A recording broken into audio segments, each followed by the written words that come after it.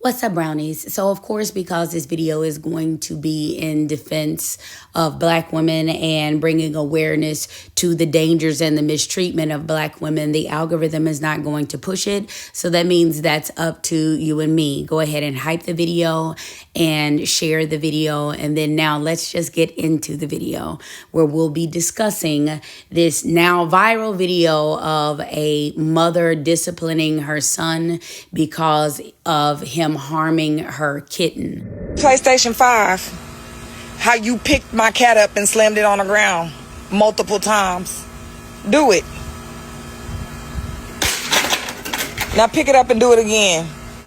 So I'm muting the rest of this because you get the gist. She is telling the young man, I want you to slam your video game down in the same way I saw you slamming my cat down. And I want you to imagine the audacity of the people who are on the internet critiquing her parenting instead of talking about the glaring issue here, which is this. Psychologists have long stated that one of the number one markers of when somebody is going to grow up to be a psychopath or sociopath or a serial harmer of other human beings is when they are torturing small animals at a young age. And that's exactly what this boy is doing. And in fact, you can see dozens of videos all over social media. All you have to do is type in these three words: son destroys home. And you will see all of these videos come up because some kid got his phone taken away or got put on punishment, got told that he can't play video games, was asked to clean up the kitchen, was asked to take the Christmas tree down after the holidays. Like, the list goes on and on. But at some point, we have to realize that this problem is rooted in patriarchy, which is the root cause of all of this male entitlement that goes on. And it doesn't matter at what age.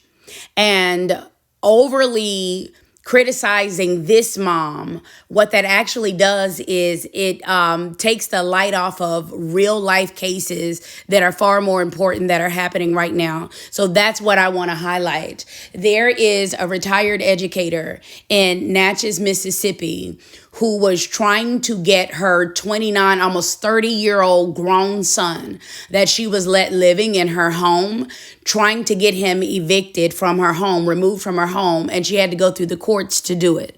Now, the only reason that I can think of is maybe squatters' rights, because it should not be this hard for you to get a man out of your home when his name is not on the deed, okay? And let this be a lesson to so many women who move these homosexuals in, even if that person is your son. Because when it comes time for you to try to put them out, it could cost you your life. And that's exactly what happened to this beautiful soul. Her son dismembered her. And by the time the police got over there, he was caught trying to flush her parts down the toilet. This is the type of stuff that women are going through right now. And this is just one in several cases.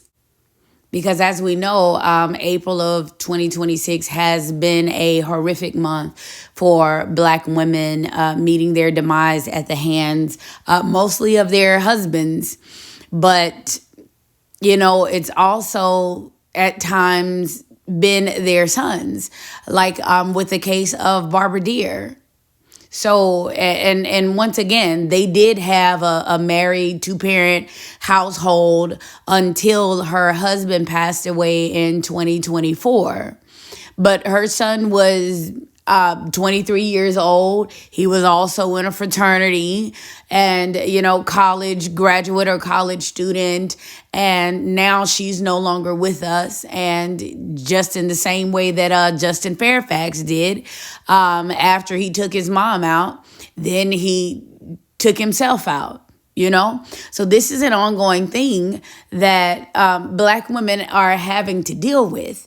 And so if, you know, two-parent household, that's not the thing. Having money, having prestige, I mean, all of the things, sending your children to college, none of this stuff seems to be working and keeping you safe.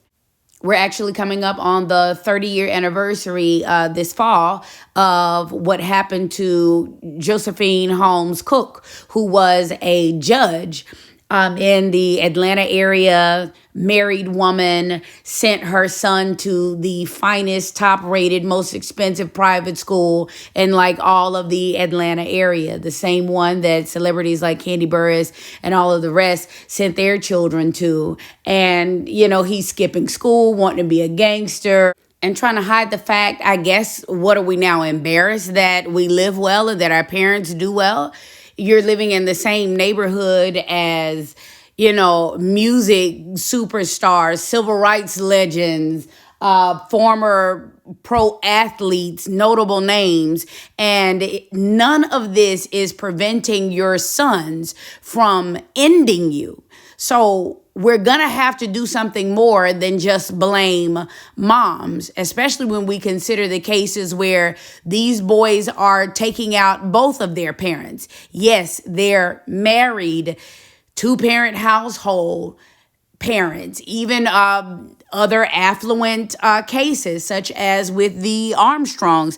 Antonio Armstrong, you know, you have a situation where you're living in Bel Air, your parents are sending you to a ridiculously expensive private school, and two-parent household, married, loving family. You have other siblings.